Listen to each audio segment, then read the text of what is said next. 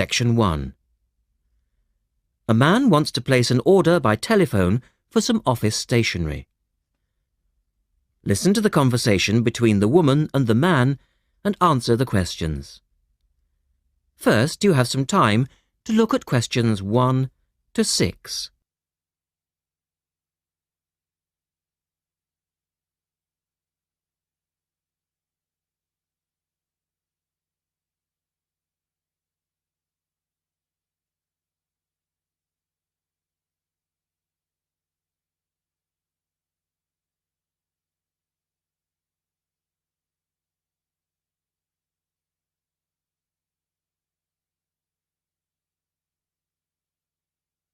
You will see that there is an example which has been done for you. On this occasion only, the conversation relating to this will be played twice.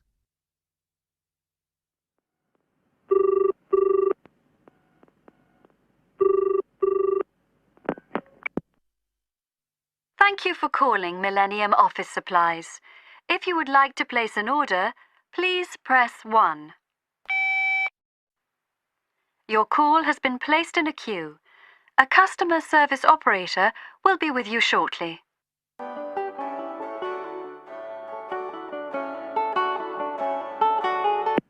Gina speaking. How can I help you? Oh, hello. I'd like to order some stationery, please. And who am I speaking to? John Carter. The man says his name is John Carter. Now we shall begin. You should answer the questions as you listen because you will not hear the recording a second time. Listen carefully and answer questions 1 to 6.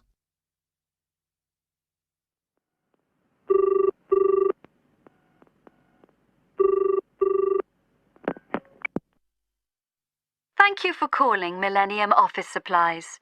If you would like to place an order, please press 1. Your call has been placed in a queue. A customer service operator will be with you shortly.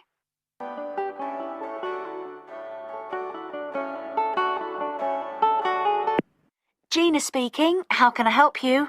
Oh, hello. I'd like to order some stationery, please. And who am I speaking to? John Carter.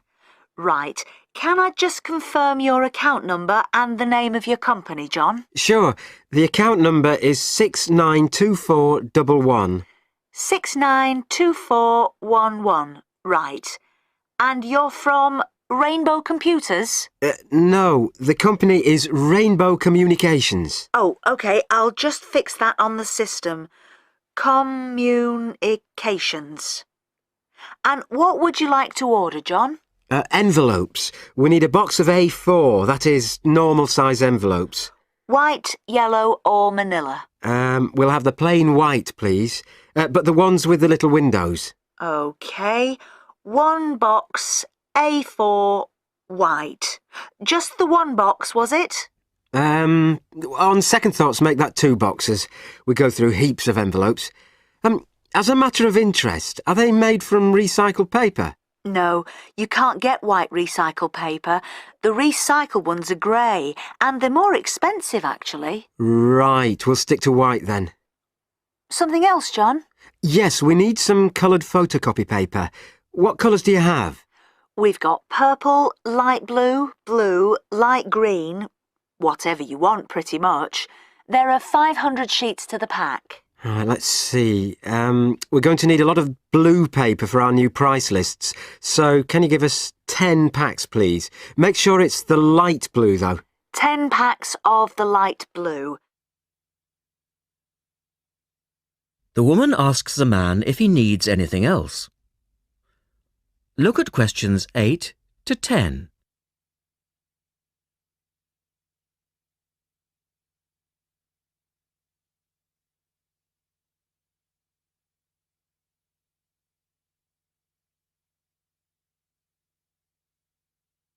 Now listen to their conversation and answer questions 8 to 10. Anything else that we can help you with?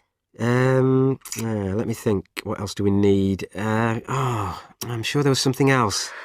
Pens, paper clips, fax paper, computer supplies, office furniture. Oh yes, we need floppy disks. Do you have those nice coloured ones? Yes, but they're a bit more expensive than the black ones. Oh, that's all right. I'm not paying anyway. Right. Floppy disks.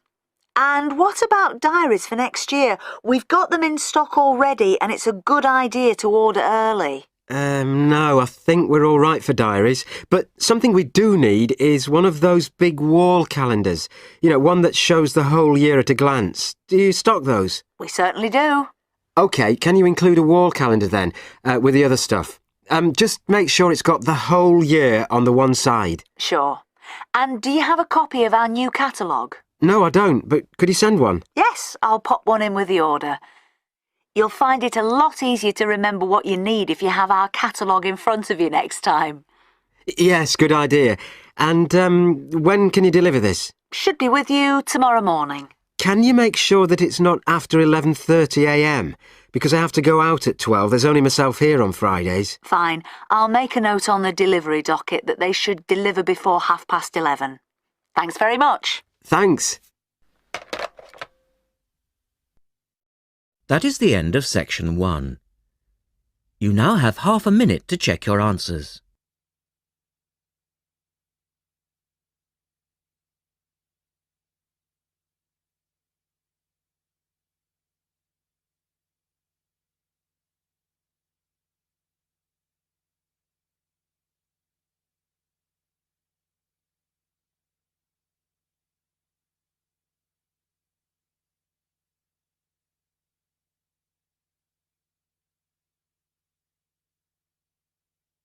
Now turn to section 2 on page 113.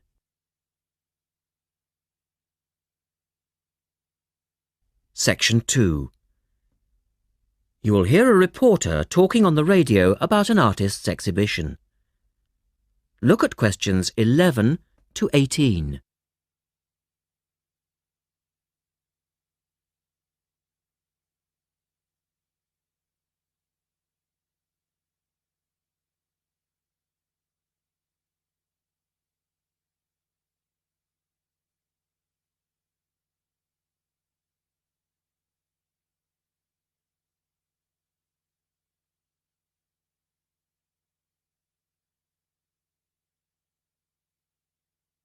As you listen to the first part of the talk, answer questions 11 to 18.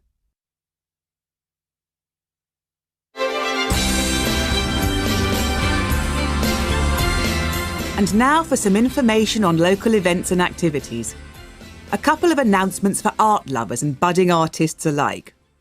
First, a new collection of artwork is going on show to the public next month in the form of an artist's exhibition. The exhibition will include many different types of art, over 100 different pieces by 58 artists from the local area. It's being held at the Royal Museum, which, for those of you who are unfamiliar with the area, is located opposite the library in West Street, right on the corner. The actual address is number 1 Queen's Park Road. It isn't difficult to find. The exhibition will run for 9 weeks and will begin on the 6th of October and continue until the 10th of December. So there's plenty of time for you to go along and have a look, and I'm sure that will be worth doing. What will you see there? Well, amongst the items on display will be some exciting pieces of modern jewellery, furniture, ceramics, metalwork and sculpture. To give you some examples, local artist Kate Main will be there to discuss her collection of pots and bowls that she has made to resemble garden vegetables. They're the sort of thing that would brighten up any dining table and range from things like yellow cabbage-shaped bowls to round tomato-shaped teapots. Prize winner Cynthia Corse will also be there to talk about her silver jewellery, all of which she produced using ideas from the rural setting of her country home. Some of her rings are quite extraordinary and have beautiful coloured stones in them. Or, if you prefer sculpture, there's plenty of that too. Take, for example, Susan Cupp's sculpture of 25 pairs of white paper shoes. It sounds easy, but believe me, it looks incredible. All of these items, along with many others, will be on sale throughout the exhibition period. As part of the exhibition, there will be a series of demonstrations called Face to Face, which will take place every Sunday afternoon during the exhibition, and these will provide an opportunity for you to meet the artists. Now look at questions 19 and 20.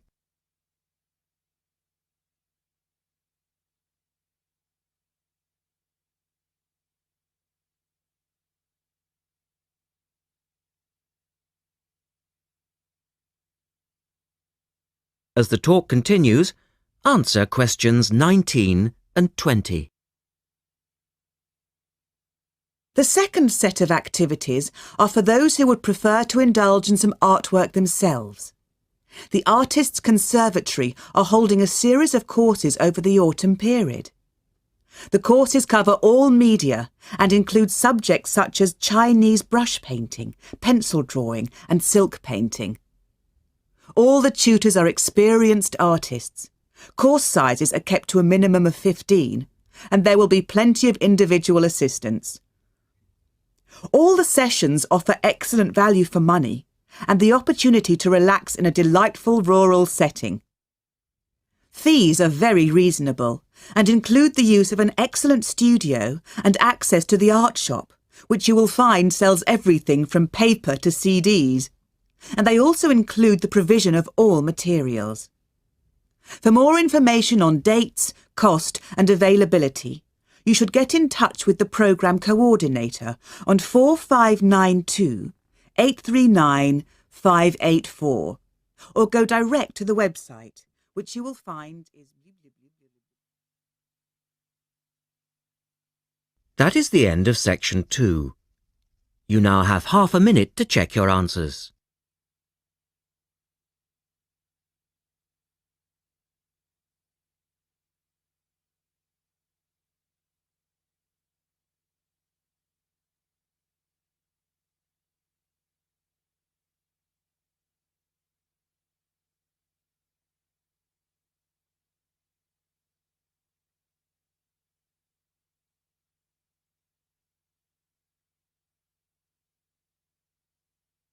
Now turn to section 3 on page 114.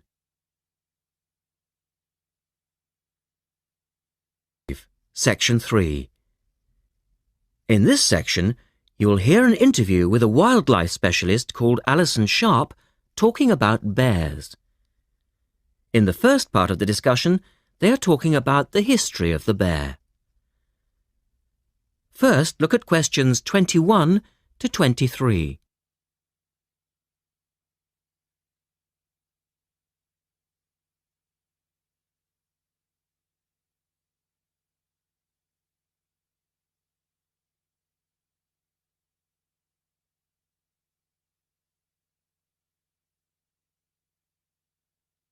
Now listen to the first part of the interview and answer questions 21 to 23.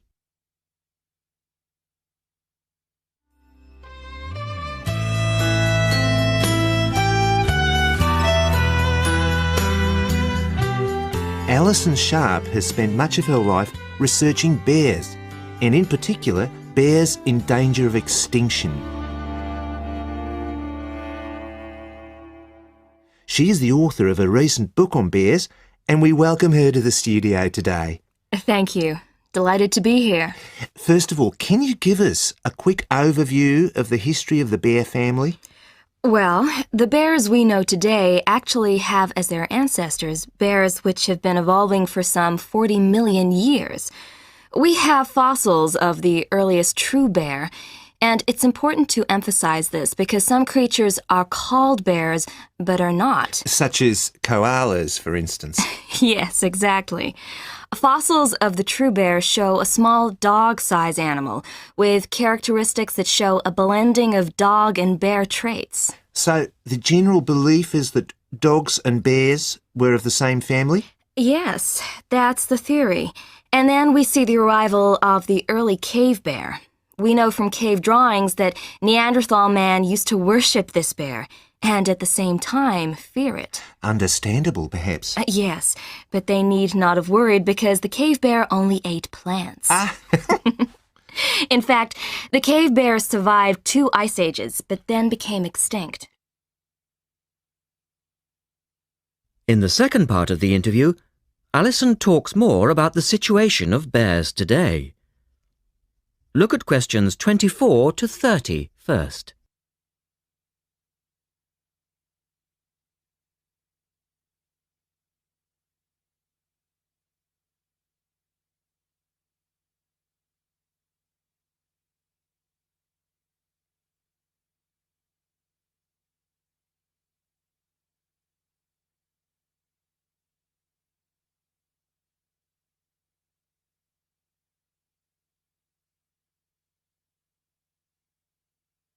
Listen carefully and answer questions 24 to 30. So, how many bears can we find today? And are any of them in danger of extinction? Well, I'll answer your first question first. There are 8 species of bear in all, among them the American black bear and the brown bear, from which evolved the newest species of bear, the polar bear. So, how old is the polar bear? Oh, he's a relative newcomer, just 20,000 years old. And could you tell us a little about them? Which is the largest bear, for instance? Well, the largest bear existing today is either the polar bear or the brown bear. Right. Don't we know? Well, it depends which criteria you use. The polar bear is the heaviest. The male weighs up to 1,500 pounds, but his narrow body actually makes him look smaller than the much more robust brown bear. So, the brown bear appears the biggest. Yes. And the smallest? Well, the sun bear is the smallest of the 8 species. They only weigh between 60 and 145 pounds. That makes him a comparative junior. Yes. And then next we have the so-called giant panda. But that's a small bear too, comparatively speaking. And are all bears meat eaters? No, not at all. In fact, the giant panda is almost entirely herbivorous, living on a diet of 30 types of bamboo. Yes, of course. Pandas are famous for that. And another interesting bear is the sloth bear, which eats insects, particularly termites. He can turn his mouth into a tube and suck the insects out of their nests. So, going back to my second question, are bears really in danger of extinction? Yes, indeed, they are. The sun bear in particular, as they've been hunted almost out of existence. And the habitat of the panda is also being reduced on a daily basis. Can anything be done to reduce the threat to these endangered species? I know, for instance, that it's very hard to breed bears in captivity. Yes. Well, I think that by raising people's awareness generally, we can reduce conflict between humans and animals, to stop the slaughter in parts of the world where bears are still hunted, supposedly in self-defense or to protect livestock, but often quite unnecessarily. And we can also encourage governments to preserve the natural environment of the bear, rather than allow the areas where they live to be systematically destroyed in the name of progress. Yes, of course. And in addition to these global efforts, all profits from the sale of my book will go toward the United Nations Bear Protection Program. That's wonderful. And with the news coming up, thank you for your time, Alison, and best of luck with the book. Thank you very much. That is the end of section 3. You now have half a minute to check your answers.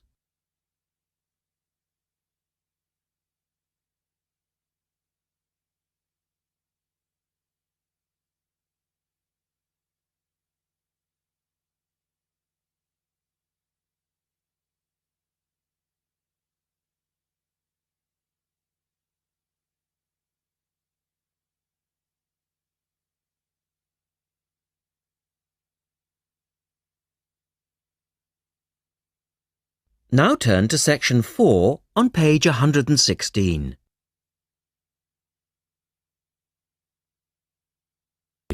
Section 4. You will hear a lecturer talking about the solar eclipse in history. First, you have some time to look at questions 31 to 36.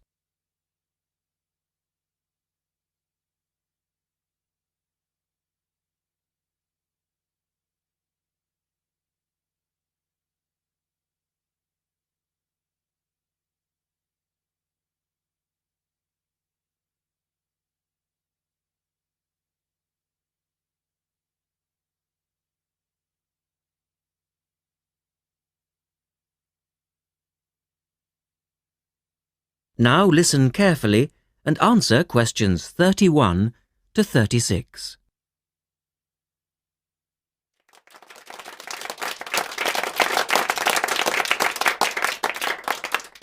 Good evening and welcome to this month's Observatory Club lecture.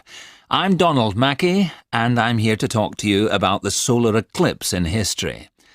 1,000 years ago, a total eclipse of the sun was a terrifying religious experience. But these days, an eclipse is more likely to be viewed as a tourist attraction than as a scientific or spiritual event. People will travel literally miles to be in the right place at the right time to get the best view of their eclipse. Well, what exactly causes a solar eclipse when the world goes dark for a few minutes in the middle of the day?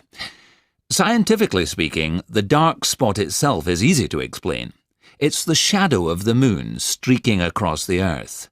This happens every year or two, each time along a different, and to all intents and purposes, a seemingly random piece of the globe. In the past, people often interpreted an eclipse as a danger signal heralding disaster, and in fact the Chinese were so disturbed by these events that they included among their gods one whose job it was to prevent eclipses. But whether or not you're superstitious or take a purely scientific view, our earthly eclipses are special in 3 ways. Firstly, there can be no doubt that they're very beautiful. It's as if a deep blue curtain had fallen over the daytime sky as the sun becomes a black void surrounded by the glow of its outer atmosphere. But beyond this, total eclipses possess a second, more compelling beauty in the eyes of us scientists, for they offer a unique opportunity for research. Only during an eclipse can we study the corona and other dim things that are normally lost in the sun's glare. And thirdly, they are rare. Even though an eclipse of the sun occurs somewhere on Earth every year or two, if you sit in your garden and wait, it will take 375 years on average for one to come to you. If the moon were any larger, eclipses would become a monthly bore. If it were smaller, they simply would not be possible. The ancient Babylonian priests, who spent a fair bit of time staring at the sky, had already noted that there was an 18-year pattern in their occurrence, but they didn't have the mathematics to predict an eclipse accurately. In the second part, the speaker talks about a number of scientists. Look at questions 37 to 40.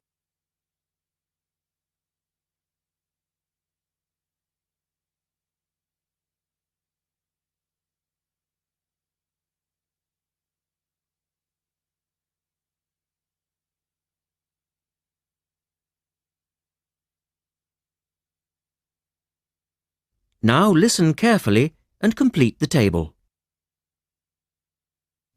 It was Edmund Halley, the English astronomer, who knew his maths well enough to predict the return of the comet, which incidentally bears his name, and in 1715 he became the first person to make an accurate eclipse prediction.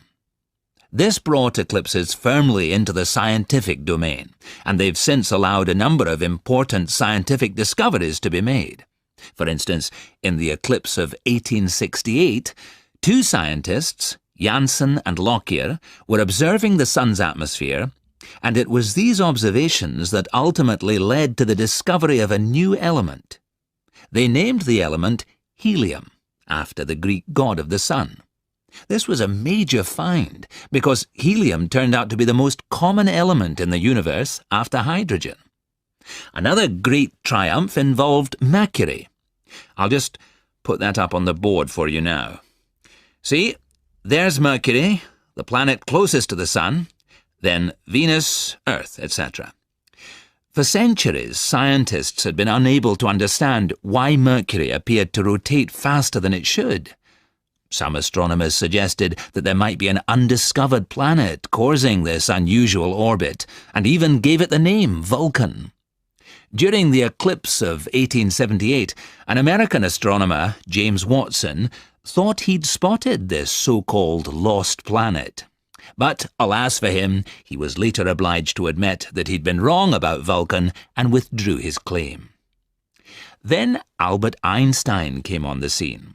Einstein suggested that, rather than being wrong about the number of planets, astronomers were actually wrong about gravity.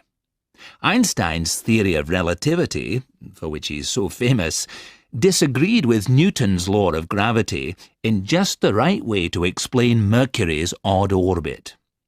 He also